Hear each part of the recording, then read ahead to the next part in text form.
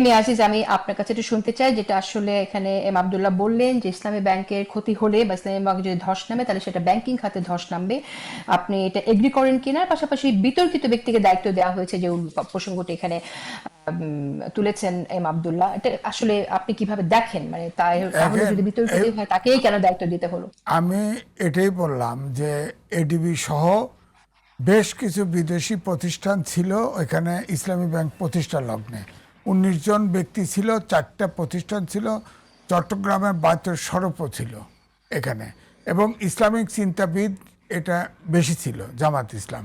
সর্বশেষ জামাতের সম্ভবত নায়েবে আমির ছিল দেলোয়ার হোসেন সাইদি, পরিচালনা পর্ষদের চেয়ারম্যান হয়। এই চেয়ারম্যান হওয়ার সাইদ হিসাব কখনো চেয়ারম্যান ছিলেন না, না, তাহলে উনি শরিয়া বোর্ডের চেয়ারম্যান। হ্যাঁ, শরিয়া বোর্ডের, হ্যাঁ, শরিয়া বোর্ডের ব্যাংকিং পরিচালনার চেয়ারম্যান ছিল। ওখান থেকেই আসলে এটা পুরোপুরি দেখা গেল রিক্রুটমেন্ট, কর্মকর্তা কর্মচারী সব জামাতের বাইরে হতো না।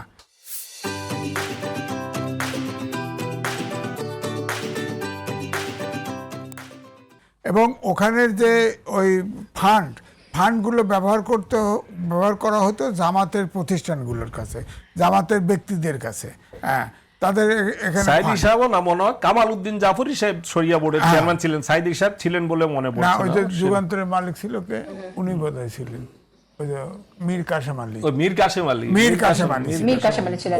তখন থেকে জামাতের চেহারাটা একদম বদলাতে থাকলো। আসলে এই জামাতের এই ইসলামিক ব্যাংকটা কিন্তু আপনার পুরান ঢাকার একজন বাঙালি ব্যবসায়ী শুরু করে, এবং ওই সময়ে এর আগে জিয়াউর রহমান আপনার ওআইসিতে ভ্রমণ করতে গেছিল, তখন তাদেরকে পার্সু করছিল যে আপনারা আমাদের দেশে একটা ইসলামী ব্যাংক হতে যাচ্ছে শরিয়া ভিত্তিক, আপনারা যদি হেল্প করতে পারেন। এরপরে দেখা গেল যে ওখান থেকে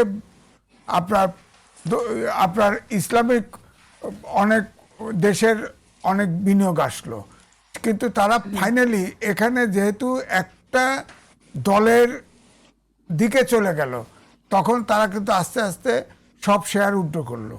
সব বিদেশি আর কোনো এখন শেয়ার হোল্ডার না। বিদেশিরা উইথড্র করেছে এসালাম দখল করার পরে।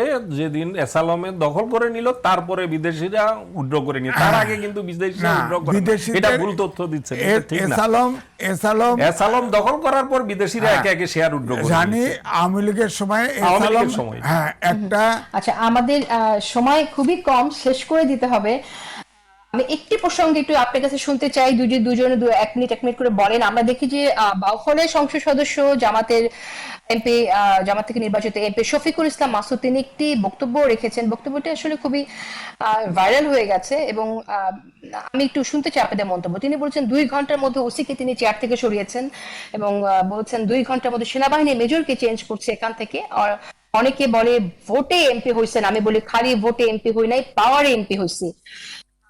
এই বিষয়টিকে আমি একটু শুনতে চাই, আপনারা কিভাবে দেখেন? কারণ ওনারা তো ইলেকশন ইঞ্জিনিয়ার, জামাতের পক্ষ থেকে ইলেকশন ইঞ্জিনিয়ারের কথা বলে, তাহলে ওনারা এত পাওয়ার ওনারা ব্যবহার করেছেন, তাহলে ইলেকশন ইঞ্জিনিয়ার অভিযোগ যদি ওনাদের বিরুদ্ধেও কেউ তুলে, সেটাকে আপনি কিভাবে খারিজ করবেন? দুজনের মন্তব্যটি শুনতে চাই, 1 মিনিট করে।